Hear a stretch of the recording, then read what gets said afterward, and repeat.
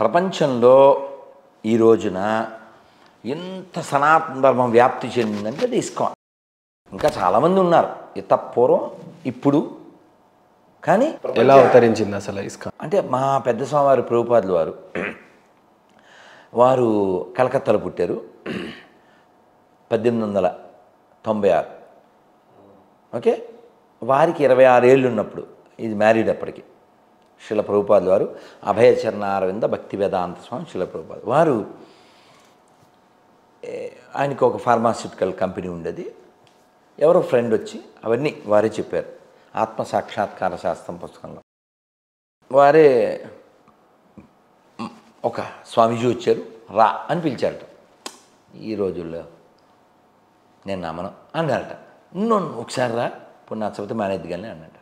ప్రభుపాదులు వారు ఇస్కాన్ పెట్టాక ఆ రోజు ఆ స్నేహితుడు నన్ను బలవంతంగా తీసుకెళ్ళబట్టి మా గురువుగారు మాకు అనుగ్రహించారు, లేకపోతే ఈ జీవితం అలా అయిపోయి ఉండేది, వారి యొక్క అనుగ్రహం ఇదంతా అని చెప్తారు. అలా శ్రీల భక్తి సిద్ధాంత సరస్వతి ఠాకూర్ చాలా గ్రేట్, హైలీ ఎడ్యుకేటెడ్. వారి ఇంగ్లీష్ ఇప్పుడు కూడా మనం అర్థం చేసుకోలేంత స్ట్రాంగ్ ఇంగ్లీష్. ఇవాళ ఉదయం కూడా ఆయన పుస్తకం చదివాం మేము. వారు చెప్పారు, అభయ్, అంటే వారి పేరు Abhayacharana Aravinda, Abhay you are speaking very good English, why don't you go to this English speaking countries and educate about our Krishna consciousness అన్నారట. ఇంత చెప్తే మనం ఏం చేస్తాం, పిల్లలు వ్యాపారం అనుకున్నారట. కానీ గురువుగారు చెప్తారు, అప్పుడప్పుడు వెళ్ళడం కలవడం, ఏదో ఏదైనా ఎడిటింగ్లు పుస్తకం రాయమంటే రాయడం, ఏదో అలా. ఆయనకి అసలు మనం ఏం చేస్తాం కుటుంబం అనుకున్నాను నేను. అలాగే జీవితం అయిపోయింది. 56 ఏళ్ళు ఎంతో వచ్చింది.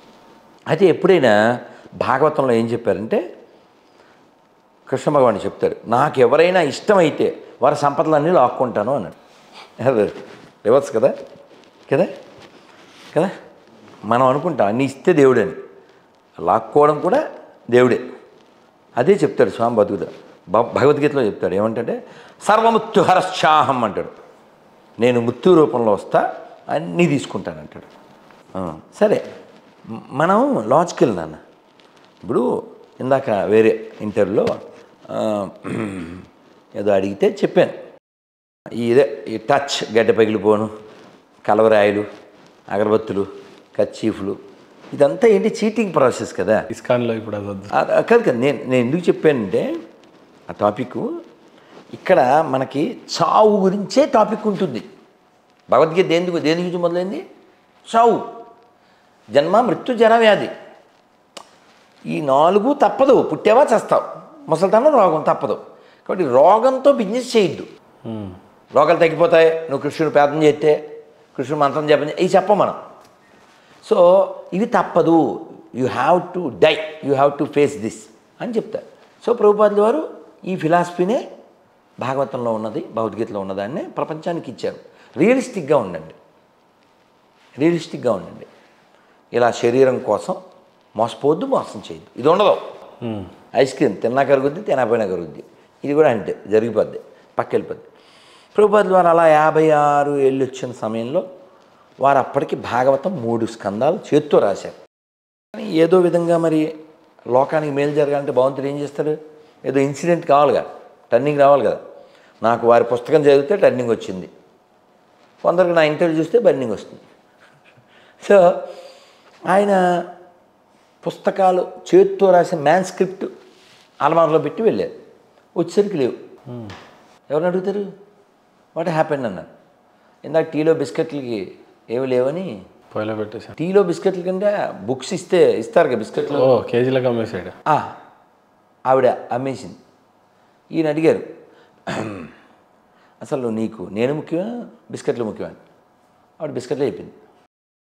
భగవద్ రామానుజులు వారి భార్య కూడా ఇలాంటి పెడసరం సమాధానంలే. అలా జరగకపోతే వీళ్ళు బయటికి ఎలా వస్తారు? లోకానికి మేలు ఎలా జరుగుతుంది? ఏదో ఒక యూటర్న్ కావాలి, టర్న్ రావుగా. సో ఆవిడ అలా అంది, ఓకే భగవంతుడు ఇంక ఇల్లు వదిలేరా అని చెప్పడానికి నాకు ఇది ఇచ్చాడు అని వారు బృందావనం వెళ్ళి అక్కడ కూర్చుని భాగవతం రాయడం ప్రారంభించారు. మధుకరి చేస్తూ అలా వారికి 69 ఏళ్ళు వచ్చాక సోంతి మొరార్జీ అనే ఒక గొప్ప ఒక ఈ ఏమంటారు ఈ స్టీమర్స్ ఓడలు ఉంటాయి కదా షిప్స్ ఆ కంపెనీ ఓనర్ ఆవిడని సింధియా స్టీమర్స్ ఏదో ఉంది ఆవిడ దగ్గరికి వెళ్ళి ఆవిడని అడిగారు నేను ఎలా వెళ్ళాలి మా గురువుగారు ఎప్పుడో 40 ఏళ్ల క్రితం నాకు ఒక మాట చెప్పారు అన్నారు. ఇస్కాన్ సక్సెస్ అయిన తర్వాత ఆవిడ దగ్గరికి ఇంటర్వ్యూకి వచ్చారు. I told Swamiji you are too old, why are going there, this cold country, you are going there to die అని నేను చెప్పాను. But still no, I have to obey my guru's order అన్నారు. Okay, I give permission. అలా 40 రోజులు ఆయన జలదూత అనే వాడిలో America వెళ్ళారు. అలా వెళ్ళి మధ్యలో 2 సార్లు హార్ట్ అటాక్ వస్తే కృష్ణుడికే మొక్కి అక్కడ దిగి ఒక కవిత రాశారు బెంగాల్లో. దాన్ని ఇంగ్లీష్లో కొట్టనే మార్కినే భాగవత ధర్మ. ఏం అర్థం కాదు కానీ చాలా గొప్ప భావన ఉంటుంది అందులో. మీనింగ్ చదవాలి, బెంగాలీ మనకు అర్థం కాకపోయినా చాలా అద్భుతమైన మీనింగు. అందులో ఒక line, O Lord all the way you brought me here, I don't know what to do, but if you make me to speak I will speak so that my words will penetrate their hearts. ఆయన మీద ఆధారపడి చెప్పారు. అక్కడ car షెడ్యూల్లో పార్కుల్లో అలా అలా ఉండి నెమ్మదిగా భజన చేస్తే ఆ పిల్లలు వచ్చారు. ఆ పిల్లల ద్వారా ఒక స్లమ్ ఏరియాకి వెళ్ళారు. 26 పార్క్ ఎవెన్యూ ఏదో ఉంది. అలా ఒక రూము అలా అలా అలా అలా 108 దేవస్థానాలు వారు ఉన్నప్పుడే కట్టేశారు 10 ఏళ్లలో. ఆ వయసులో కూడా స్టార్ట్ చేసింది 70లో. మీకు షార్ట్గా చెప్తాను. 1922లో వాళ్ళ గురుగారిని కలిశారు. 33లో ఇనిషియేషన్ దీక్ష తీసుకున్నారు. 44లో బ్యాక్ టు గాడ్ హెడ్ అనే మ్యాగజైన్ స్టార్ట్ చేశారు. 66లో ఇస్కాన్ మొదలుపెట్టారు. 77లో ఇంటికి వెళ్ళిపోయారు. బ్రీఫ్గా ప్రభుపాద వారు. అందుకే నేను ప్రభుపాద వారి గురించి ఏం చెప్తా అంటే, Prabhupada is old man, no is gold man, no is gold mind.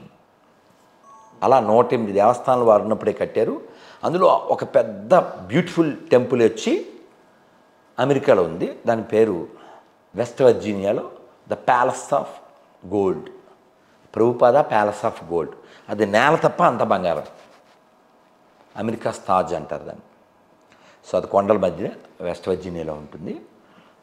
ఇప్పుడు ISKCON world head quarter Mayapur, Bengal. గురుగారు, ఇస్కాన్ అనే ఒక సంస్థ దగ్గర అత్యధిక డబ్బులు ఆభరణాలు ఉన్నాయి అని చెప్తుంటారు, నిజమా? ఆభరణాలు ఉండవు, డబ్బు అత్యధికంగా ఉంటుంది అని అంటారు. ఆభరణాలు ఉండవు. ఎందుకు ఉండవు అంటే, ప్రభుపాదుల వారు కలి పురుషుడు ఎక్కడ ఉంటాడో భాగవతంలో చెప్పారు. బంగారంలో ఉంటాడు. ఆయన అడిగాడు భాగవతంలో పరీక్షిత్ మహారాజ్. అందుకని